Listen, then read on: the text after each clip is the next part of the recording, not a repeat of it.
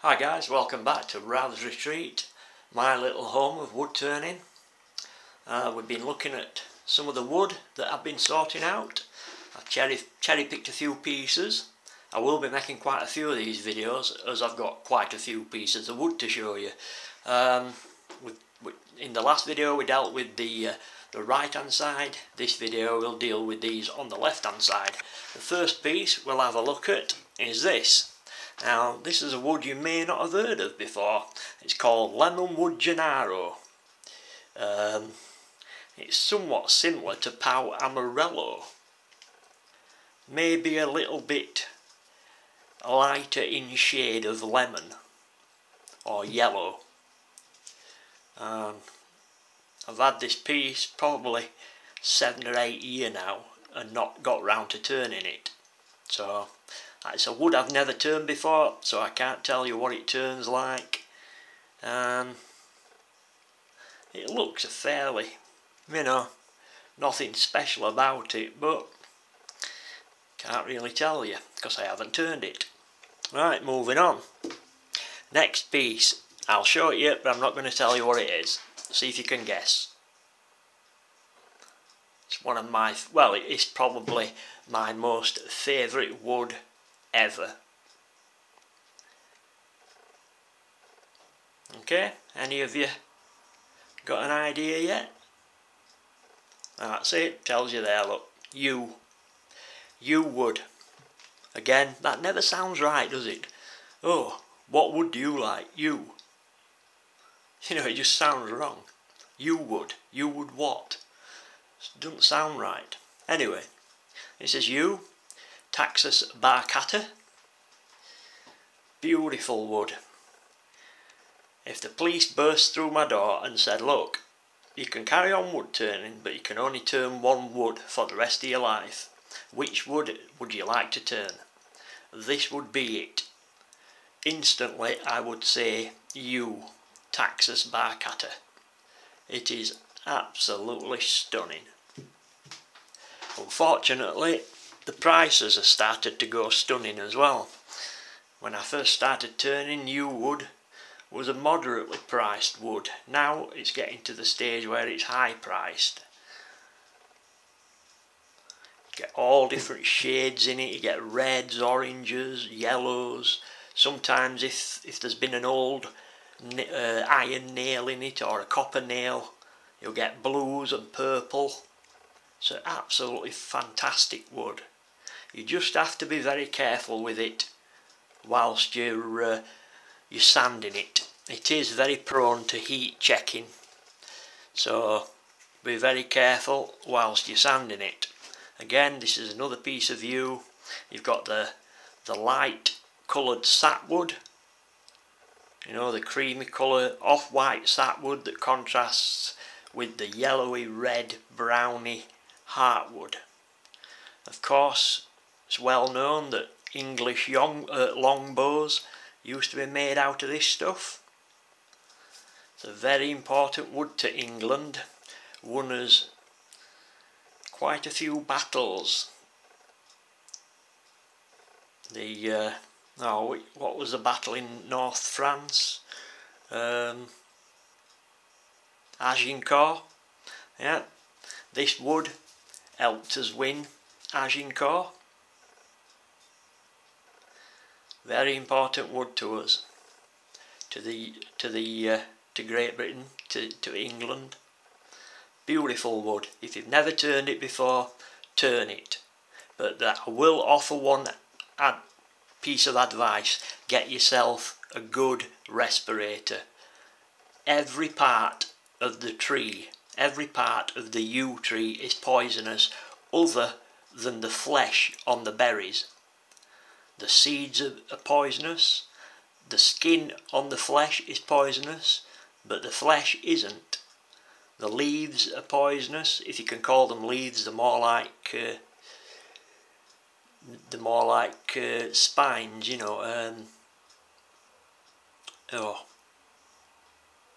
Anyway, the sort of in between a leaf and a what softwoods. Anyway, yeah, every part of the tree is poisonous, including the wood. There is a story that when the Romans invaded Britain, that a well-known Saxon, or maybe earlier,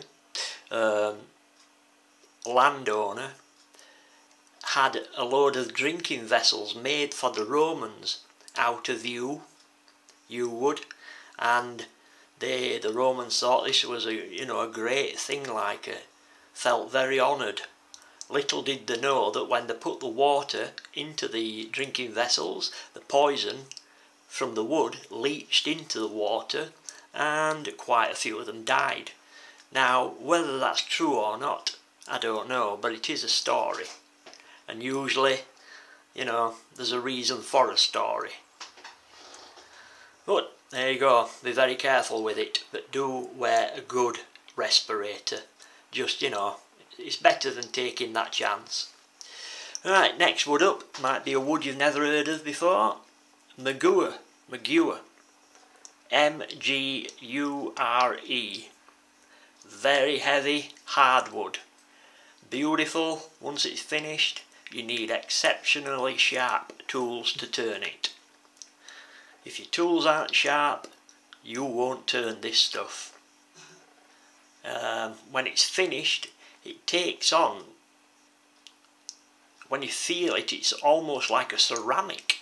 The wood's that hard, a little bit like ebony, but it's very heavy, very dense. It's quite an expensive wood as well now. Moving on, this is a wood you guys in the States will be familiar with, no doubt, hornbeam.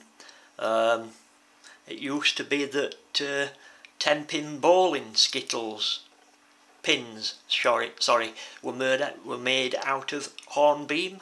It's a very resilient wood, very resilient to impacts. I use it for making mallet heads, and it's the ideal wood for that. The grain structure of it, the growth rings, are very it's a wood that, it's the first, it's the only wood that I've seen with growth rings. I don't know if you can see that, if it's going to show up through the wax. It's got very distinctive growth rings, but it's a nice wood, easy to turn, very resilient. Next up, I've got some purple heart, which is a nice wood to turn in spindle form. It's not such a nice wood to turn in cross grain form, as in bowl turning. I tried turning a piece in a bowl blank when I first started wood turning, and never again. It was like turning warm plastic. The wood didn't cut, it sort of melted. It was terrible. But for spindle blanks, it's beautiful to turn. Right, this piece, African blackwood, lovely wood. This is actually part of a fence post. A few hundred years ago, when we were exploring and farming Australia, you put a fence up with normal wood, and it'd last about 12 months, and then the termites would eat it. So they sent loads of African blackwood over there to make into fence posts, because it's very resilient to insects. For some reason, termites don't like eating it. And now, when they sent it over, African blackwood was 10 a penny. And now, of course, it's very expensive, so now they're going all over the place looking for these fence posts and shipping them back to us. But, why not? They do right. Next up, we've got a piece of cocobolo. You can't really see how beautiful this wood is, but if you've turned it before, you'll know how beautiful it is. Absolutely stunning wood. Beautiful wood. Heavy, dense, Stunning wood. Really is. This is one of my favourite woods as well. Starts me itching afterwards because of the sensitisation. A lot of the rosewoods do, but you just got to put up with it. It's a beautiful wood. Next up, the Stambuti. Maybe a wood you've never heard of before. From Africa. There is a story to this wood as well. Apparently, if you put this wood on a campfire and then you breathe the smoke in, you will have terrible diarrhea the following day. Just think of the fun you could have with this. Put it on a campfire, let your friends breathe it in, and laugh all the following day. Although, maybe in the middle of Africa it wouldn't be a good idea to give your friends diarrhea. Yep, nice wood. Can you see the contrasting sapwood with the darker hardwood, the darker heartwood? It's a nice wood, especially if you can, you know, keep that two different contrasting timbers in the piece. This, luckily, I will be able to. Right, we'll finish off with this. This is another wood you might not have heard of. Mupanda. Again from Africa. I've turned this wood before. It turns okay, but it's nothing special. It's don't get me wrong, there's nothing wrong with it, but it's nothing special either. But I bought a bit of it just to see what it was like. I bought 3 or 4 pieces of it. But, it's okay, it's alright for making tool handles and such. You know, it's that little bit different. Makes a nice tool handle.